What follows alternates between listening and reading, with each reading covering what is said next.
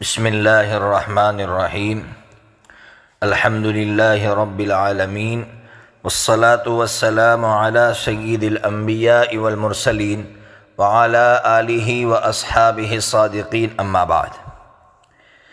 کچھ لوگوں کا یہ سوال ہے کہ حضرت نبی پاک صلی اللہ تعالی علیہ وسلم کے روضہ اقدس پر جو عمارت بنی ہوئی ہے اور جو گنبد بنا ہوا ہے گنبد خضرا، وہ کس نے بنایا؟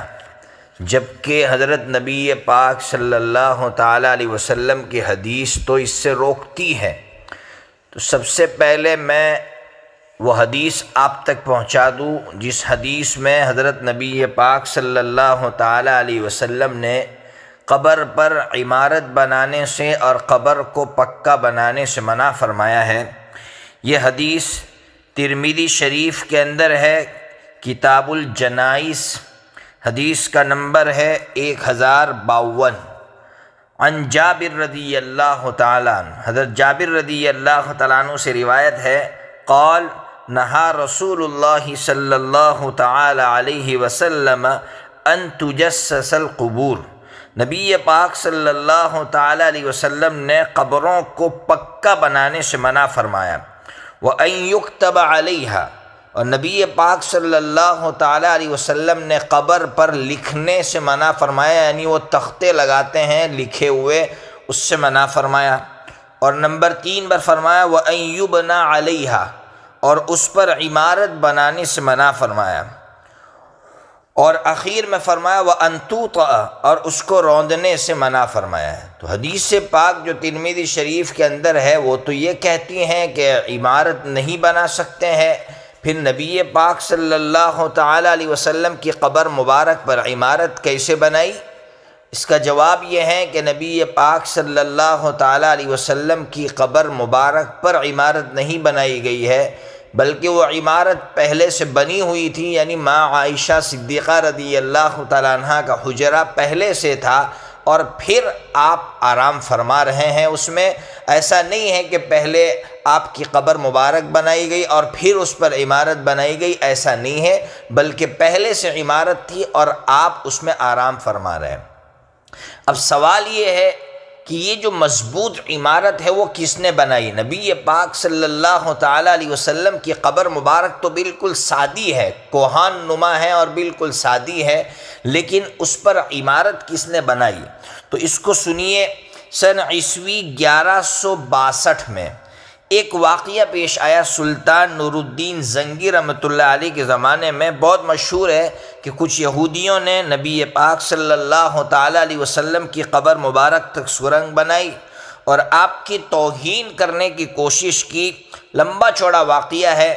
حضرت سلطان نور الدین زنگی رحمۃ اللہ علیہ نے جو نبی پاک صلی اللہ تعالی علیہ وسلم کی قبر مبارک ہے اس کے ارد گرد شیشے کی مضبوط دیوار بنا دی تھی، لیکن پھر اس کے بعد سن عیسوی 1279 کے اندر سلطان سیف الدین قلاوون نے اس کی اور مرمت کی اور لکڑی کی مضبوط دیوار بنائی اور چھت بھی بنائی۔ چھت اس لیے بنائی تاکہ کوئی اوپر سے داخل نہ ہو، حالانکہ نبی پاک صلی اللہ تعالی علیہ وسلم نے منع فرمایا تھا، لیکن اس طرح کا جب حادثہ پیش آیا تو اوپر مضبوط چھت بھی بنا دی۔ لیکن ہوا کیا، جب ایک واقعہ پیش آیا جس میں آگ لگ گئی اور آگ کی وجہ سے یہ لکڑی کی عمارت جل گئی، تو پھر اس کے بعد سن عیسوی 1481 کے اندر سلطان قاتیبائی مصری نے اینٹ اور پتھر سے اس کی مضبوط تعمیر کی، اور پھر اس نے اور مضبوط کرنے کے لیے گنبد بنا دیا۔ گنبد اس لیے بنایا تھا کہ بھئی کوئی چھت ہوگی تو ہو سکتا ہے چھت توڑ کر اندر داخل ہو جائے، لیکن گنبد ہوگا تو کوئی اس میں سے داخل نہیں ہو سکے گا، تو مضبوطی کے لیے گنبد بنا دیا۔